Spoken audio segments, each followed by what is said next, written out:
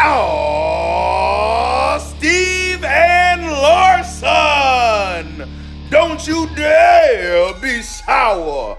Clap for yourselves and feel the power. Yes. And all you people out there, you're watching Going In Raw with Steve and Larson.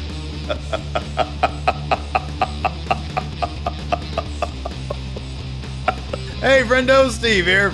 And Larson. And welcome back to Going In Raw, the only pro wrestling podcast you need to be listening to right here at youtube.com/Steve and Larson. Available wherever podcasts can be found, and of course, taped live at the Twitch at twitch.tv/Steve and Larson 1 week from tomorrow at 10 a.m. Pacific. We'll be beginning our 24-hour stream. Wow. We're going to be playing a lot of Rocket League, so if you guys are into Rocket League, that's cross-platform, PC, PS4, and Xbox One. Try to, we can hop some friendos in for some games. That should be a lot of fun. But Larson and I are looking for win number 1, 2-on-2. So we got a lot of other stuff planned and a lot of stuff unplanned.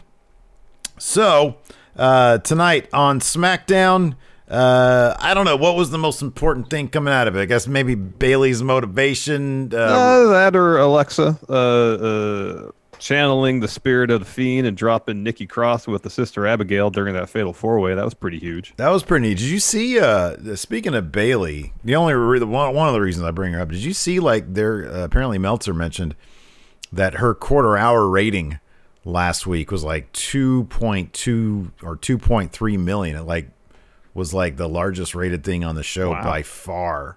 That's pretty good. I forget what the show averaged last week, but that's a hot story going on right now. You got that right, man. You got that right. But yeah, Alexa Bliss, we got a new member of the Firefly Funhouse. And then we got more bad guy Roman, which I'll be honest with you, the way Jay Uso was acting, it's sort of good guy Roman to me.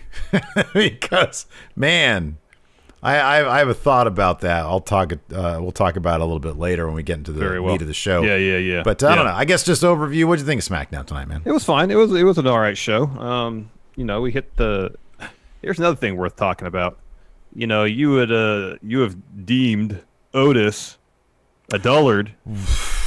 He outsmarted the Miz and Morrison. Okay, you know what though, and I'm surprised neither of us have called this. Fightful. We love Fightful, right? Best. I know I pride myself on being no Steve Damas, in spite of the fact that you have all the gold right now. However, Fightful tweeted out, "This is leading to a match over the briefcase, the contract." And that makes all the sense because Miz and Morrison keep on stealing this damn thing. I don't see either of these guys cashing in on Roman or the Fiend, and I don't know where Braun is, but let's say Braun is number 3 on the list. That's a pretty powerful top 3. Oh yeah. But John Morrison looks a lot more to me like a Mr. Money in the Bank than Otis does, especially at this point. I guess we can start here. What are the chances that they take this and they Mr. Kennedy out Otis? It's one of two things. It's that, or he tries to cash in on Roman and he gets destroyed. Those are the two possible outcomes. Yeah. There's zero scenario where he successfully cashes in. None. I agree. Not the way he's going right now. There's basically no way. It's like 2% botch territory where he successfully cashes in. We'll get a better feel because I think you and I both agree. Come Clash, was it Night or Clash? Clash of the Champions. Clash of Champions. There's no "the" in there. Come Clash of the Champions. It's not the. There's no "the." Jay Uso is going to take the beating of his life. Oh yes, he's going to take beating of his life. Yes. Are they going to heal up Roman so much that it's going to be like, man, you're messed up? Like, are they going to try to get him? It's like, because beating the crap out of Jey Uso to me is kind of cool. Even beating the crap out of Otis at this point. Do people have sympathy for Otis enough that they're going to care? You know, I think you're a good litmus test on the public's response to Otis. You've gone from being apathetic to liking him. Yeah. Kind of being around to being apathetic again. Yeah. You're at least my litmus test for all that. Mm-hmm. So, are they going to care? I don't think so. I think most people assume when he won that, at least I did, when he won that Money in the Bank briefcase, I was like, oh, this isn't going to work. Mm-hmm. This probably isn't going to happen. Mm-hmm. Him cashing in. Mm-hmm. Yeah, I thought, okay, let's at least see if they're going to try to do something. They've actually reverted. They've gone backwards with him since he's won. They've completely gone backwards. So I don't know. That's kind of interesting. I could see, given that this whole thing is over the briefcase and the contract, and Miz said he's going to call in a favor tonight, which, if I'm not mistaken, we never found out what that was. I can see this going down. John Morrison, for a very brief spell back in his prime, the guy still is amazing. Was a main eventer. He main evented a triple threat after Miz's WrestleMania match against Cena. I think Morrison was in that. I think that led to Cena getting the title back, if I'm not mistaken. Yeah, it was a cage match, I believe. Yeah. He's flirted with the main event scene now. Granted, not since he's been back. But I mean, I could see if they really put some creative effort into it, if they want to, they could make Morrison into sort of an AJ Styles level guy. And you and I both see AJ Styles as a Mr. Money in the Bank. I mean, you bet on it. So I don't know. I think that'd be really interesting. I'd love to see that. I think to make another main eventer out of a guy like Morrison, who, man, I really like him on the mic these days. And I really like him. I mean, he's not spectacular, but he could be funny when he's on. Yeah. I think he can still probably do serious, and I think he's a hell of a wrestler. He's a lot of fun to watch in the ring. I wouldn't mind seeing that guy as Mr. Money in the Bank. That could be kind of interesting. Yeah, but he would just get destroyed by Roman too.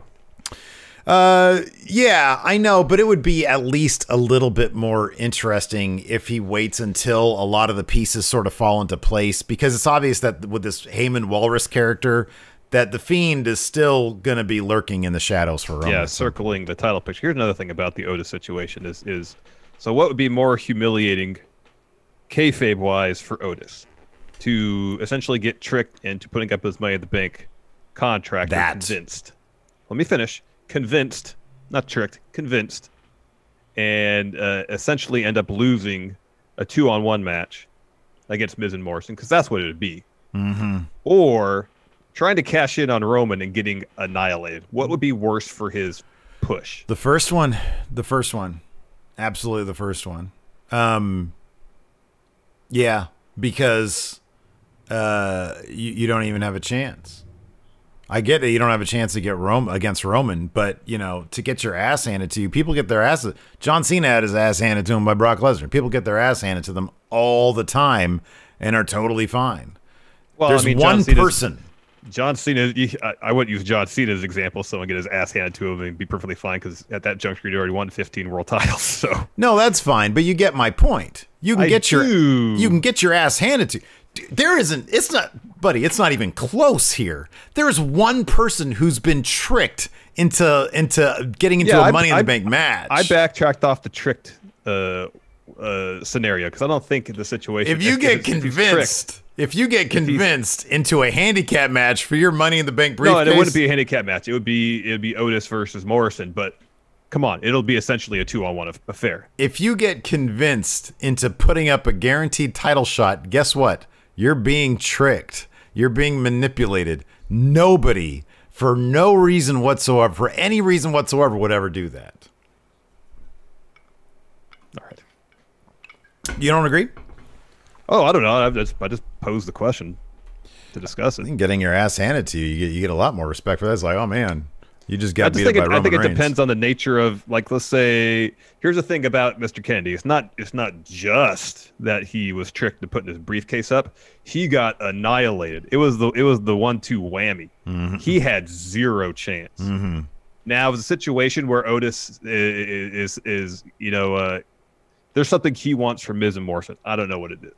And they just say, okay, we'll give it to you, but you got to put your briefcase up. Yeah, that's a stupid thing to do on Otis' part, but if what he's getting in return from Miz and Morrison, in his mind, seems like of equal value, then at least for him, that's the deal he probably thinks he can make, or he should make, because he probably feels confident that he can beat one of them in a one-on-one match. But, you know, if you're going to wrestle them one-on-one, it's not going to be a one-on-one match, totally. And if it's a competitive affair and Otis loses only because Miz or Morrison cheat, that's not as bad as getting tricked into it and then getting annihilated. It's not quite as bad as Mr. Kennedy's scenario. The stakes would have to be, and I didn't mean that as a pun. We had talked about this before, saving Mandy's job. Saving Mandy's job or saving Tucker's job is a completely different situation. Yeah, sure. Anyways. Let's just hop right into this now that we've talked about a bunch of... There was nothing really... There was no, like, big hook to SmackDown. I thought it was a solid... I enjoyed tonight's episode. I thought it was pretty solid. Hey, before we get into the recap, I don't think we've done... Excuse me. Shout out new patrons in a while. Oh, okay. Let's see what we got here. I'll do that. I'll do that real quick. I got it up already. Okay. Billy Buhner, thank you. Joe is cool. Thank you. Pat Davis, thank you very much. Maggie Munoz, thank you. Andrew Allen, thank you very much. Lita Ray Stanley, thank you. Christian Baltimore, thank you very much. Spartan NC and Michael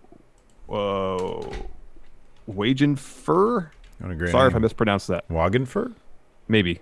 My chair is just... I'll just do the whole show like this. You're trying to read and sit at the same time, and it's not easy. And then it's just... chair sinking. So anyways, SmackDown kicked off with Roman Reigns and Paul Heyman coming down to the ring, and they had something to get off their chest. Paul Heyman comes down, and he talks about how Jay Uso stepped up. He used a bunch of clever terms. He solved the riddle. That was good. Did something dethrone the king. I forgot what he said for Sheamus. And then something else, Hardy. No, not Hardy. Who was the other? Oh, he was Sheamus. The other guy. He said, Sheamus. He beat all these guys to emerge as top contender. And he's like, allow me now. I have the privilege to introduce that number one contender legally. And I like this. They're selling the family stuff. Legally, he may be his cousin, but he may as well be his blood brother, Jay Uso. Yeah, while Jay walks the ring, commentary's talking about the relationship. They're showing pictures of Jay and Roman during their childhood. And then Jay gets to the ring. He says, hey, Paul, got love for you. You have a relationship with my family. And he says, thank you, because now he gets to compete against Roman at Clash of Champions for Universal title. And Heyman goes, hey, hold on. The appreciation should go to Roman. It was his idea. I just implemented it. So then Roman takes the mic and says, hey, you don't need to thank me, Jay. We're family. I'm proud of you. You earned this title shot. No one gave it to you. You earned it. This is your moment. But at Clash, it's not going to be it's not going to be your moment. It's going to be mine. And like they were when they were kids, I'm going to whoop your ass. Yeah. And he was speaking very methodically, I guess you could say. It was definitely a different Roman, and one that I really liked. I like that Paul Heyman wasn't whispering his promo, by the way. Whisper shouting, yes. Yeah, I mean, it was definitely a different cadence than it had been with Brock. It wasn't the advocate stuff. But I really liked it. Let me ask you this really quick. This is what I was going to mention this before. It was just an idea that sprung to my head. They are making out... They are doing this the way they are presenting Jay to elicit sympathy for when he gets absolutely murdered. However, wouldn't it be kind of cool if he came down with like his full entourage? I know Jimmy probably isn't cleared to even come to the ring. Yeah, probably not. I don't know what. Do you remember what his injury was? It was a torn ACL, I think, at Mania. Oh wow, okay. So that's 5 months ago. So I mean, it's a little early. Usually 6 to 8. If it was the kind of thing where he could walk to the ring. I mean, I'm when I think of the Usos, I think of their the rap battle they did with the New Day, and how they, when they get all dolled up and stuff. But this was close to face Uso. I mean, he is a face right now, but back when they were very colorful and they looked like action figures and they were kind of cheesy and corny, that's the Jey Uso that's coming out these days. Yeah. Do you think to make it feel like a bigger fight, they should have him man up a little bit, maybe look a little bit more intimidating? Like when he comes out with his brother, they can look very intimidating when they're dressed to the nines and stuff. If he comes out with Naomi and Jimmy, but I think they want him to look more like a chump here to give him a bit more sympathy. Yeah. Well, when he pipes in here and says, "Hey, you know, we're not kids anymore. We're grown men now. It's different." You know, it wasn't the most entirely convincing case to be made on his behalf. No, it wasn't. Roman's delivery here was just great. Because it was almost mean-spirited. I'm not going to say it was. It came off as mean-spirited, but it was a little bit. So much what Roman does now is so dispassionate. Yeah, yeah.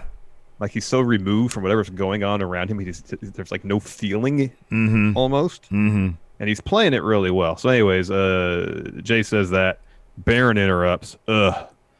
Says it doesn't take a genius to figure out it was all a setup. Roman pulled strings to get his hand-picked opponent for Clash. Corbin says, "That's nepotism, and it makes me sick. I can't stand people abusing their power." So this brings Sheamus out. He says, "I hate to say it, I agree with Baron. Whole situation stinks. Last week should have been a triple threat match, of course, after he took out Big E. But strings were pulled, and Jay was in the match.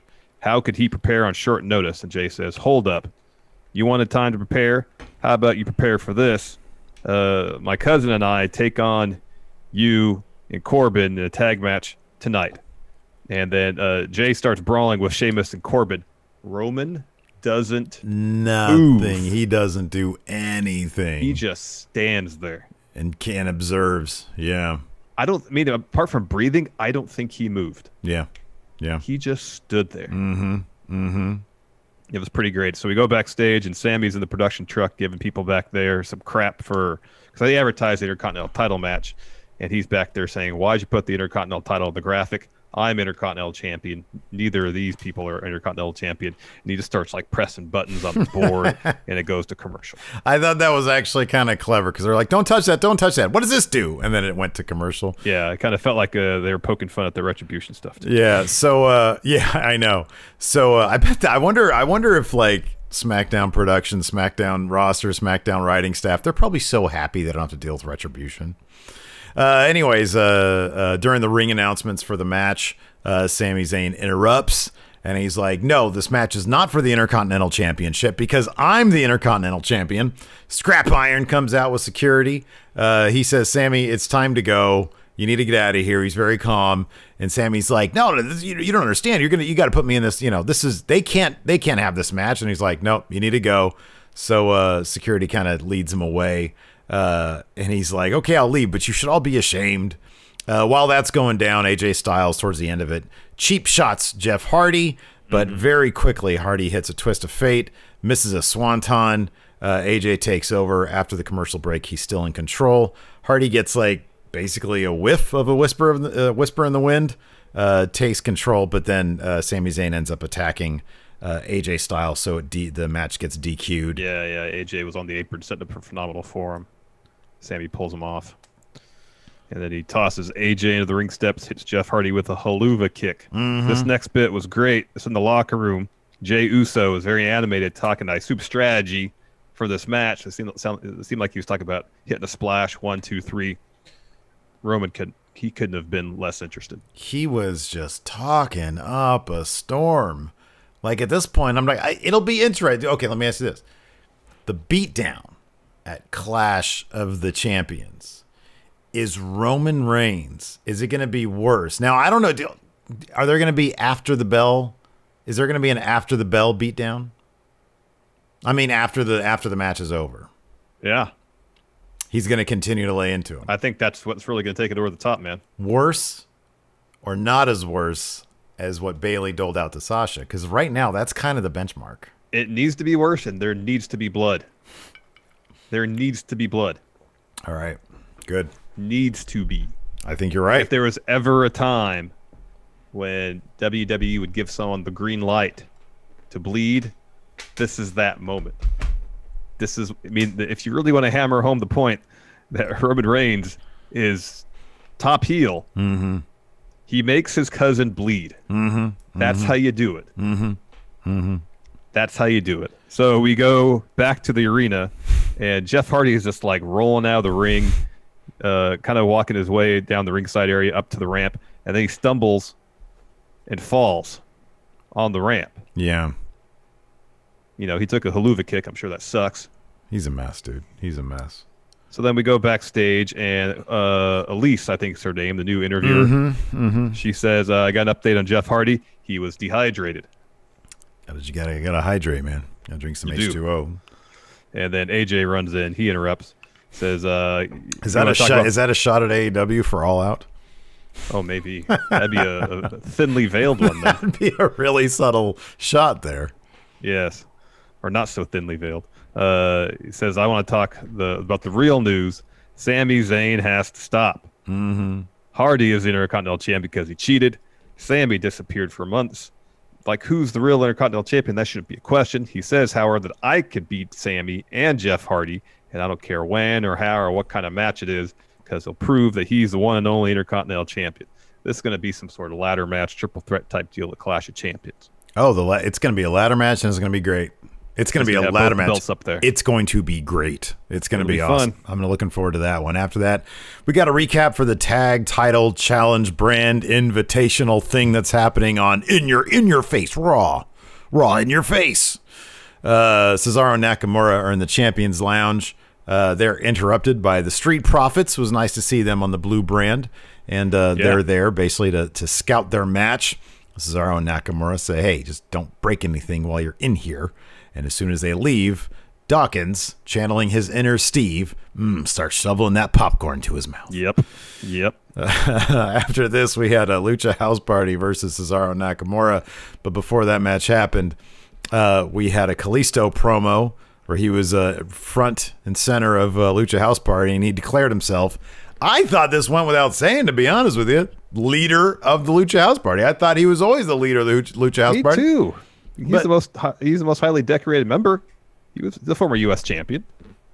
Yeah, that's right. He was in that whole feud with Ryback over that belt. He was an NXT tag champion as well with Sin Cara #1. Yes, one of the Sin Caras. Are you thinking, or have you frozen? I was thinking for a moment, and I realized I'm frozen. I'm back. I've had an epiphany, a breakthrough. You're like that brain meme. So anyways, yeah, in the trainer's room before we got to that match, Sami comes in and mocks Jeff Hardy's, are you sure it's dehydration or something else? And then you sure you just need fluids? Yeah, so Jeff Hardy attacks him. Let's see here. Oh, and then the match happens. Yeah, and then Cesaro and Nakamura were like beating the heck out of Lucha House Party for the better part of this match. Street Profits show up on the Tron. They're having a party in the Champions Lounge. So Cesaro and Nakamura, they're not even paying attention to the match anymore. They're worried about Street Profits having a party in their lounge. Ford says, hey, we saw that you were throwing it down the ring. We thought we'd throw it down backstage. I forgot what Dawkins says. Anyways, this is enough to distract Cesaro. He gets rolled up by Kalisto. It's a non-title match, so belts don't change hands. But Cesaro and Nakamura go in this match with not a lot of momentum. Right, yeah. So after that, we've got... I do appreciate, though, in the Champions Lounge, too. It's like we had a couple of indie talent, and then Matt Riddle and Drew Gulak were there. That was funny. Anyways, let's see here. We had, after that, Bayley has arrived, and she has the chair with her. Not just any chair, but the chair that she used to break Sasha Banks' neck, apparently. That's how they were selling it anyways. Got an advertisement at that point for In Your Face Raw. Oh, my gosh. It's not even Raw, it's In Your Face Raw. But then they say in your face, and then in the background, like kind of echoey, in your face. Yeah, there was a lot of in your faces. Oh, gosh, it's so bad. Wait, Gable was there too? That's weird. I didn't see Gable. I only noticed Gulak. You only noticed him, or you didn't notice him? I only noticed Gulak. Yeah, Riddle was back there. If there's a party, Riddle's going to be there. Anyways, so Bayley comes out. She opens up that chair. She sits down in it because we all love metaphors. And I thought here the audio, like the Thunderdome crowd, because of how they were framing her, like they went on close up for her for a second before they threw to the recap. I was like, wow, for a second it kind of feels like a crowd. Like I thought the audio was actually pretty decent for it. Yeah, I felt at one point they didn't do a very good job of fading in the boos, and there was like an obvious audio jump. It was like, brr. Yeah, so I was like, I was okay with it. I know this is canned booze, but you're like really pointing out the fact this is canned booze. You got to be a little more smooth when riding that fader. I'm just I'm used to Thunderdome at this point. I guess so. So anyway, she points to the Tron. We get a really nicely done recap package, a pretty long one at that. So anyway, she lays out her motivation for doing what she did. I kind of like this. She's like, you come back, you follow me around, you see me at the top of my game. You wanted to be two belts Banks. She's like, you used me. Do you know how I know you used me? Because I used you. Thanks to her, I won all this stuff. First ever women's Grand Slam. Was it Grand Slam champion? Yeah. Okay, Grand Slam champion. Longest reigning SmackDown women's champion. She said, but after last week, you were completely useless to me. So she took her out. I thought it was pretty strong. I actually thought this could have gone longer. I thought this promo could have gone longer. I know. Me too. A bit beefier, maybe. Yeah, and so she starts making her way up the ramp. Nikki Cross comes down for the Fatal 4-Way match for number one contender to Bayley's title, which is happening next. They kind of get into a little bit. Bayley blasts her with the chair. Go to commercial. We come back. Trainers and Alexa Bliss are ringside, making sure Nikki's okay. Trainers say, oh, yeah, I think she could wrestle. And she was allowed to wrestle. Another shot at AEW. Maybe. Everything is going to be a shot at AEW. Anyways, I really enjoyed this match, man. I thought that was a lot of fun. Alexa going did she like the ring gear is like from 2 years ago, right? She doesn't usually like she changed her ring gear for a while, didn't she? When she started tagging with Nikki. So she's back in sort of her Harley Quinn thing, which might be apropos if she starts becoming that sort of role to the Fiend's Joker, if you will. But anyways, Nikki, Alexa, and Lacey are all selling Tamina's power in this match. On the outside, Alexa starts zoning out, which is funny because she was right next to Michael Cole when he said, there's no hint of her being affected by the Fiend tonight. And all of a sudden she was like, oh shit, I'm supposed to be doing that. Starts doing this, and Nikki's like, hey, what's going on? What's your problem? And then she hits a Sister Abigail on Nikki on the outside. That takes Nikki out for a while. That was after helping Nikki out, too, though. Yeah. So she, because Nikki, basically whips Alexa towards the ropes to have her do, a baseball slide into Tamina or Lacey, one of them. Yeah, it's both of them. Yeah. And then Nikki falls with a crossbody, a fun splash off the apron. And that's when Bliss kind of zones out Sister Abigail on the floor. And then during the commercial, we see, or following the commercial, they go back, and during the commercial break, Alexa Bliss walked out on the mat. So now it's a triple threat match. She's gone. So Lacey gets the advantage, hits a moonsault. Nikki finally comes to after the Sister Abigail. She sold it for a long time. She broke up that pin. Lacey ends up hitting a woman's right on Tamina, misses one on Nikki. Nikki ends up hitting a draping swinging neck breaker on Lacey. Then got the roll up on Tamina after dodging a super kick from her. Really good finish. It was, yeah. So she faces Bayley at Clash, and I think the odds of her winning are probably pretty good, especially if Sasha Banks come back just to potentially cost Bayley that title. I would pop so hard for that. I'll have to see what the next couple weeks of SmackDown look like. But because I was a little bit surprised that they really like Nikki, and I was like, oh, okay, cool. So she'll have a good match at Clash. It depends on how long they're going to have Sasha Banks sell that beatdown. It was a pretty vicious beatdown. It was. But if it was anybody else in this match, I'd think, oh, Bayley's going to win. Yeah. Her and Bayley and Nikki had an extended feud already.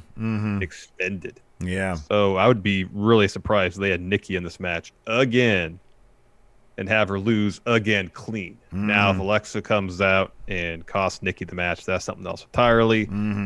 If Nikki Cross is losing this match, it's not going to be a clean loss. No, I agree with that 100%. I just think that title is going to be Bayley's not going to lose that title until it's Sasha. That's what I'm thinking. I think that it makes a lot more sense for Alexa again to do a thing with Nikki. Yeah. Well, I mean, regardless if Nikki wins the match or not, that is going to happen. Nikki and Alexa. Yeah.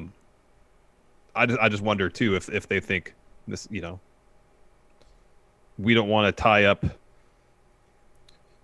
Like they think if they think that Sasha interfering and costing Bayley the title would generate more heat for that feud, as opposed to waiting till Mania or whenever they have their blow off, for Sasha to finally beat her and take that belt off her. You know? Yeah.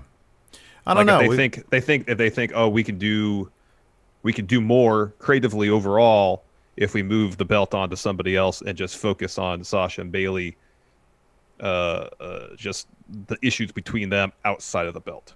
They definitely exist. They could definitely exist above the title, but I do like the idea for now of just making the title be so. I mean, that the entire thing has been about gold. It has been, but and maybe Sasha would think, well, no one's going to take that belt off Bayley other than me. But then at the same time, if Sasha's MO is, all right, I'm going to bit by bit chip away at Bayley and ruin her, first step is making sure she loses that title. Mm. And if she's in no position, Sasha's in no position to do that, maybe she thinks just being involved in Bayley losing it might be enough to start that process. I don't know. I could see it either way. I'd pop big if Nikki won that title. I'll tell you. Oh, hell what. yeah, man. Yeah. So then we had what seems to be clearly is Carmella wearing a new fur coat. Hopefully it's faux fur. Oh, yeah, it's totally Carmella. Wearing a nice little dress and wearing some high heels. They did everything but show her face. Basically. So it seemed like it was Carmella. Oh, 100%. Yeah. It's 100% Carmella. Yeah. So after that, we had John Morrison versus Otis. Miz was on commentary complaining that Otis hasn't gone through the same battles as people like him and Morrison and other, for example, Money in the Bank. He's like, yeah, I've main evented pay-per-views. He should just say I main evented WrestleMania. Like, come on, don't just say pay-per-views. All sorts of people have main evented pay-per-view. That guy main evented WrestleMania. Yeah, it's not a finally remembered WrestleMania, though. Hey, dude, I don't care if I main evented the worst WrestleMania of all time, which is what? Probably, in our opinion, it's probably 9, right? 9 is horrendous. 9 is really bad. 9 is bad. Yeah. So Otis no-sells some kicks from Morrison, hits an exploder, power slam. Miz gets on the apron to distract him. Tucky comes around, starts chasing Miz off. Otis charges Morrison. Morrison evades, sends Otis into the turnbuckle. And then Morrison tosses the Money in the Bank lunchbox to Miz. He goes running up the ramp. Morrison, really impressed with his handiwork, is laughing. Meanwhile, Otis splashes Morrison in the corner. Caterpillar, Vader Bomb. He wins. We get a brief little bit about Big E. He's got lacerations and bruised ribs. Xavier Woods on Talking Smack, I guess that's on tomorrow morning, is going to give a more in-depth update on his condition. They don't do Talking Smack right after SmackDown now? No, because 205's on. That's right. That makes sense.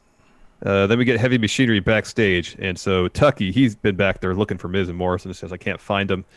You know, is more or less saying, it's all right. Oh, yeah. Oh, yeah. Miz may have a lunchbox. Oh, yeah. But he doesn't have... Struggles to get the briefcase open. This lunchbox is another lunchbox inside the briefcase that has contract, but that lunchbox had opened and the contract had spilled out of it, so it was just floating around the briefcase. Meanwhile, Morrison and Miz, they have the lunchbox thing, and there's a contract in there, and Miz starts talking about how he was like, here's the thing, because Morrison was like, you know this thing is not transferable, right? And he was like, yeah, but listen, talk to my lawyer. And he said that, you know, you just got to look at the contract and see if there's a clause in there. There's a loophole in there. And he's like, loophole for everything. Yeah, there's a loophole for everything. And then he opens up the lunchbox. You're frozen again, by the way. Opens up the lunchbox, and there's an eaten apple core in there, which is hugely against Otis's character, but apparently he likes apples. Who doesn't? True. Anyways, after that, we had Firefly Funhouse, where they were set to unveil a brand new character. And they did, but it wasn't the one that Bray was expecting. Yeah, this is one of the more bizarre episodes yet. And I don't mean that as a slight. No, this was Wobbly Walrus is my new favorite. It was pretty good. So anytime you get Devil Vince, it's going to be good. So Bray says, before the fun begins, I need to get something off my chest. Thanks to Roman, something very special is missing from the Funhouse, but it's okay because everybody experiences loss, and that can help define who you are as a person. And he says, now it's time for fun. He says, in this box over here, it's like a hat box, like a round hat box type thing, is the newest member of the Funhouse who will be an inspiration to all us Fireflies. He's overcome so much to make it this far. It's Pascali, the persevering parrot. He opens the box. No parrot comes out. And Bray's like, come on, Pascali, come out, say something inspirational. Come on, inspire us. And he looks in the box and he freaks out, and they cut away for a second to a card. They come back. Rambling Rabbit says, oh, parrot must have flew the coop. And Bray says, well, I guess I should have cut some holes in the box. Oh, well, the parrot is dead. Yeah. This brings Devil Vince. He comes into the door. He says, ask what is going on in my house. Yeah. He says, he tells Bray, you very much lost everything, including my trust. You can't handle the Funhouse on your own. Vince says, you got to cooperate or you're fired. And then Vince welcomes a new special advisor to the Firefly Funhouse. It's Wobbly Walrus. It's basically Paul Heyman as a walrus puppet with really creepy, realistic-looking eyeballs that just sort of hover in the eye slots of the puppet. It is messed up. And there's like some weird like walrus noise in the cadence of Paul Heyman's promos that they have perfectly down. It's so messed up. And then Vince says, this is such good shit. Yeah. And Bray says, oh no, ... to be continued. Yeah, to be continued. This is great, man. It's going to be really weird because right now what Heyman and Roman are doing are so far different. Like Braun's story with Bray was a natural fit. It really was. Roman's story with Bray, what they're doing with Roman. And it's funny, somebody mentioned this earlier. Somebody said, IZH in chat said, the Jay Uso match with Roman should be like Cena versus Lesnar. How it's just a devastation from bell to bell. That, but with blood. Right. Roman Reigns, it will be very interesting to see if Roman Reigns adopts any of Brock's moves or intensity. Even if it's like, if he spiritually becomes the new Brock Lesnar. Yeah. Little homage to Brock Lesnar. It'll be interesting to see if they go there. And it would be, too, if it wasn't all at once. Yeah. Week in to week out. Just a little bit of something. A little bit here and there, right? A little bit. Like, and 1 week his face becomes purple 5 minutes into the match. Jimmy John's on his shorts. Yes, all that. There you go. Someone mentioned that in chat earlier. He said Jimmy John's on his shorts. I couldn't see. It's hard for me to envision what a Fiend Lesnar match would be like, and I get the idea that if they're going that direction with Roman, it's going to be really hard to envision what a Fiend Roman match would look like. So I could be wrong about this because Roman was only in the main event for a very brief time. So in the opening segment, he had his sweats essentially on. Again, it looked like he was wearing the same pants for his match. He was not wearing, I didn't think he was wearing his usual cargo military style pants. For the match tonight? Yes. So I'd like somebody in chat to figure this out because I thought he was wearing cargo pants. I know obviously he was wearing sweats for his promo. Yeah. But I thought he was wearing cargo. See if WWE.com. Yeah, I'll see if they got the stills up yet. So yeah, I'm kind of curious. I mean, it's going to be a really weird thing to approach the Roman Reigns and Paul Heyman and do the Fiend stuff. But you know, if Bray Wyatt and Paul Heyman, let's see here. Isalda says he was wearing pants and boots. That's what I thought it was. He had boots on, but I didn't think he was wearing. Okay, here's Maggie says it was sweats. Yeah, I'm pretty sure it was sweats. Okay, so it was sweats and boots. He had the boots on, but I think he had the sweats on. Is that dude gonna do a match without a shirt at some point, man? He's got. Oh, he's jacked. He's got beef. He is jacked. Yeah. So, anyways, did you make it to the main event yet? No, that's next. We got Roman Reigns and Jey Uso. Really, it was Jey Uso versus Baron Corbin and Sheamus. So Corbin and Sheamus are out first. Jey Uso comes out, and Sheamus rushes him. He evades. He beats up Corbin a little bit, gets in there. No sign of Roman Reigns. Jey Uso basically starts taking both these guys out all on his own, to the point where he basically takes care of Corbin on the outside. He's able to get Sheamus down for a splash. Shortly before that, Roman's music plays. Roman saunters on down.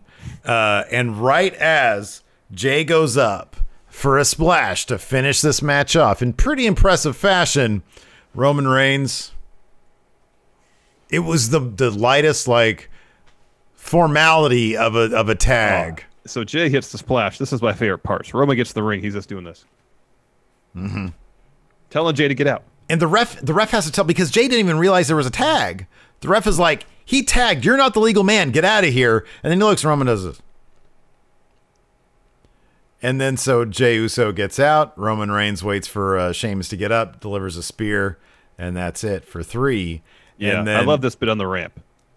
This was great. He comes out of the ring, and Jay is sort of on the ground, and Roman does the bare minimum to just pick up Jay, which at this point is obligatory simply because he's family, but that's all he's going to give him.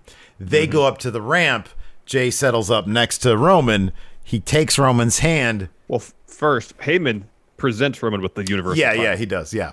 And so then Jay walks up to him after Roman gets the belt and stands next to him. And Roman already seems like, what the heck is this guy doing here? And then Jay has the temerity to grab Roman's wrist and raise his hand. And man, if looks could kill, oh yeah, Jey Uso was a dead man. And you just want Jay, and Jay doesn't know this because Jay still thinks, oh, this is Us, this is my cousin, this is my guy, this is like my brother. But he doesn't see what we see. And so you just want Jay to look at that title and maybe give Roman a sucker punch, but it ain't going to happen. He's going to get murdered. He thinks this is good-natured competition between cousins. This is an opportunity for Jay to show what he's got. That's how Jay is looking at it. Roman is realizing, I could beat the heck out of this guy. Yeah. He's like, this is, Roman. I mean, the only question is Roman going to be laughing while he does it? Is he going to be smiling while he does it? He should be completely dispassionate the entire time. Oh, I'd like there to be a little bit of satisfaction out of this. I'd like there to be a little bit of satisfaction. The bare minimum. Everything about Roman is the bare minimum now, and I love it. Yeah, exactly. He's like if Orange Cassidy wasn't played for laughs. Yeah. No, that's exactly right. You're exactly right. You got it. It's a serious... Is Roman Reigns a shot at AEW? Are they doing Orange? They're doing Orange Cassidy. That tag in was an Orange Cassidy tag. This was Orange Cassidy. Yes, Orange Cassidy played serious. And here's the other thing. Oh man, you cracked it. Jey Uso is the Young Bucks to Roman's Hangman Page. He just doesn't get it. Yeah, that's good. Roman is Orange Cassidy, but done right. WWE's like, oh, you guys want to see a guy who doesn't give a shit? Okay, we could do that. He does this. Well, guess what Roman does? It'd be great if Roman does this. Oh, yeah. He does this. Oh, that's good. I'm putting this one on Twitter. That's great. Anyways, let's answer some questions. I got a Patreon thread up here. I got some on Twitch here. Owen asks, in kayfabe, if Sami Zayn believes he is the real champion, why is he upset someone else is defending it? Means he doesn't have to. It's because he's upset because the powers that be don't recognize him as the Intercontinental Champion. It's one thing to think you're champion, but if you're not recognized as Universal Champion by the powers that be, doesn't really mean much. Because he's not given the respect he feels he deserves as the true one Intercontinental Champion.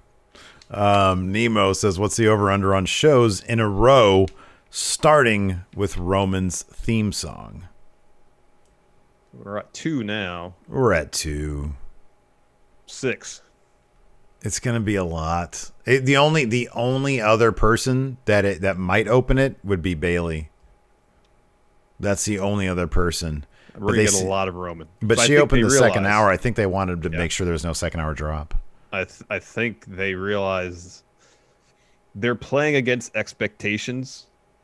They assume, oh, if Roman opens the show, people are so tuned to feeling like Roman shoved down their throats starting the show, for example.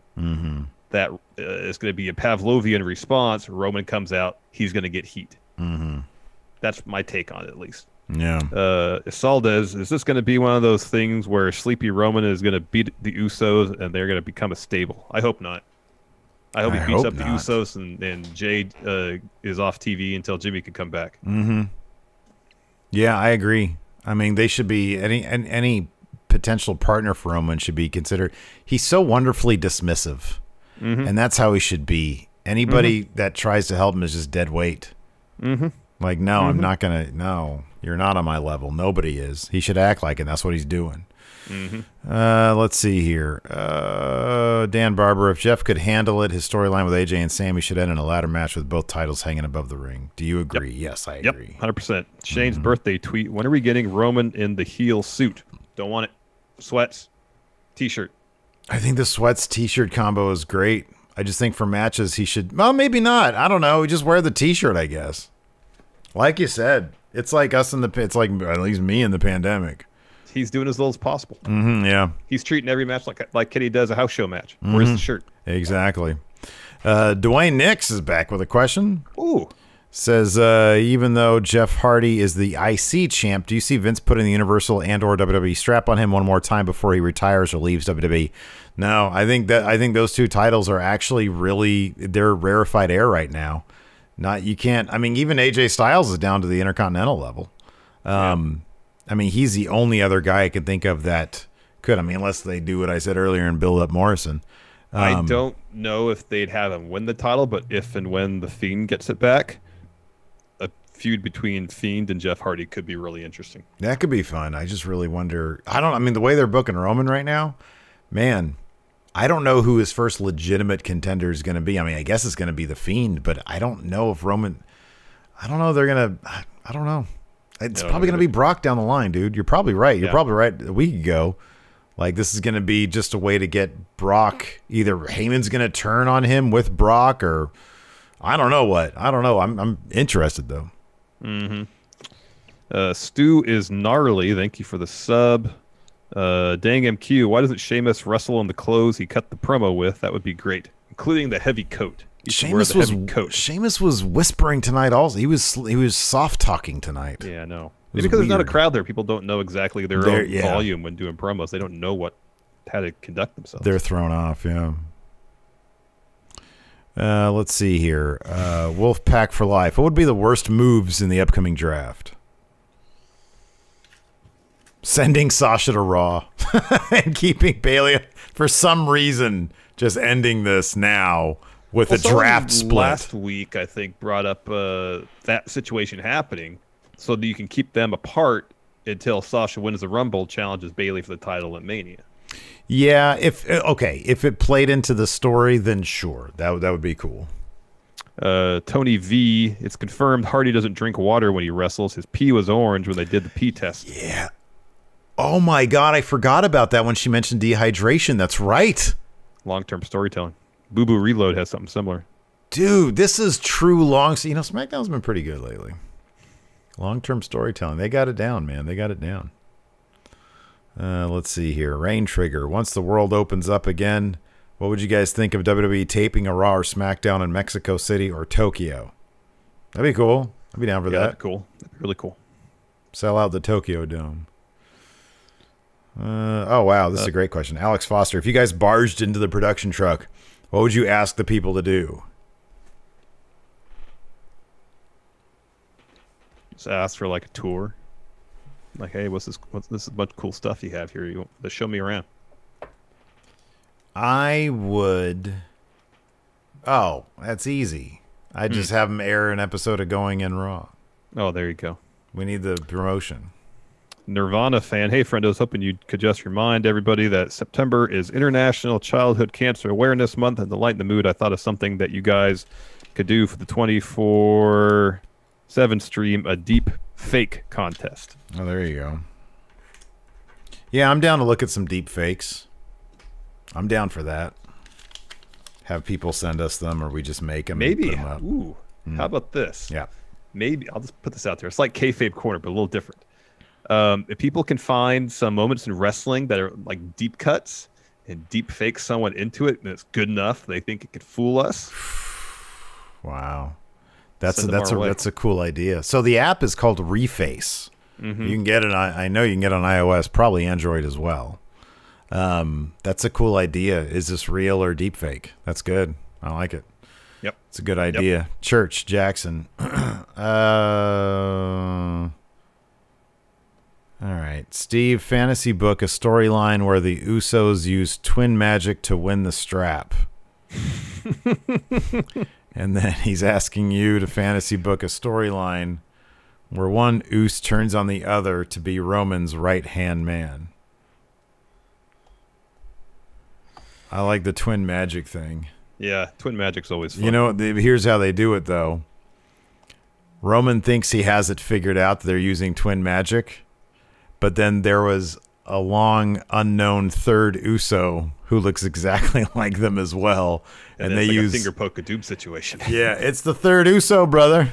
Yeah, I'll take that. And everybody thinks it's Jimmy that's joining up with Roman. It's the long lost brother. Yeah. See, we just combined them together. Gareth, looking ahead at Survivor Series, should Roman come at the very end? Maggie says, yeah. So the other guy in the childhood picture, who was the fourth man, brother? Who was that guy?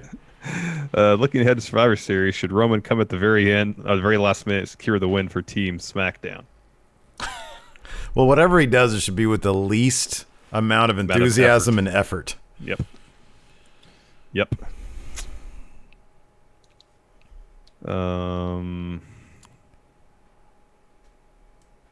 Oh, interesting. Dang MQ says, so Teal Piper posted on Instagram photos of her training in the ring with Ronda Rousey. Does this indicate a Rousey return soon? Rousey versus Asuka at WrestleMania. I could see it. That'd be cool. Let's see here. Sleazy Mo. The Bayley Sasha storyline is foolproof. That being said, what are some ways you could see WWE messing this up? They have like one match on SmackDown. They break them up during the draft. They'll cross paths for 5 years. One match on SmackDown. That's perfect. That good. Ends in interference or something like that. Yeah, it's a wonk finish. Let's see here. Maggie says, so after tonight's Firefly Funhouse, I'm a little confused by all the new character introductions. I enjoyed the heck out of it, but I kind of feel like they're still unsure how to write Alexa into it completely. Granted, her sister Abigail was smooth and awesome, and I loved it. It was really good. It was really good, Sister Abigail.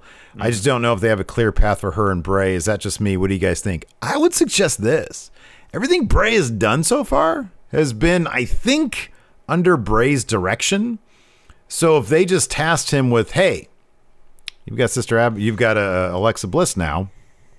If he's in charge of what she's doing creatively, then I'm giving it the benefit of the doubt. If it is simply, hey, Alexa, you have been affected by him. You're going to have a thing with Nikki, and you're not really going to deal with Bray at all. That's kind of bunk. That's just kind of like stealing somebody else's story for your own shit. And then, I mean, it might be good, but I'm not giving it the benefit of the doubt. You know, I hope this is something they're taking their time with. Yeah. Week in, week out. They'll, add new layers to the story before they, maybe that's because they don't know exactly how to approach it totally quite yet, or maybe they do and they're just really taking their time. I appreciate this, something they just didn't rush and have it happen like 2 weeks ago. They're taking their time, and I'm curious to see where it goes. Diehard Homer, Naomi pinned Bayley clean weeks ago and hasn't gotten a shot. She wasn't even in the match tonight. What's the deal? I don't know what the deal is. Naomi should have been in that match tonight. I agree.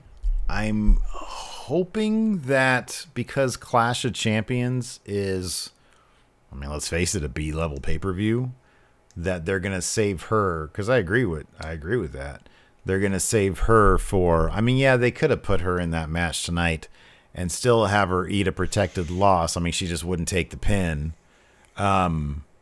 to give her some like screen time, but I'm hoping they're just protecting her so that she has like a real feud against Bayley coming up that might last a couple months or something. I don't know. Ryan Rubik's Cube. Jeff Hardy said he wants to bring Willow to WWE. Willow versus Fiend. Yeah. Give me Itchweed. Itchweed. Yame World. Matt Riddle has been outspoken about fighting Goldberg and Brock. With a little better push, can he genuinely be a serious contender to Roman since he's the new Brock? Maybe in a stoner versus stoner match. I think he can be built to that level, but for whatever reason you want to speculate on, he has been relegated to being in the Champions Lounge, but not a champion. Mm-hmm. So he's what Drew Gulak seemingly. Yeah, they had him beat Corbin, and then Corbin was mixing it up in the main event scene tonight. Mm-hmm. Well, because he's a bad guy, but still. Yeah. Hopefully he'll insert himself in the Intercontinental Championship scene once this stuff is taken care of. Especially if it gets back on AJ. I mean, it could, but he had a spectacular debut. Mm-hmm. And then, yeah. White Brownie, if Bayley is still champion come Survivor Series, who goes over, Asuka, Io, or Bayley? Not Bayley. Sasha interference will keep Bayley from winning that one. Sasha, Io, or I'm sorry, Bayley, Io, or Asuka. Or Asuka.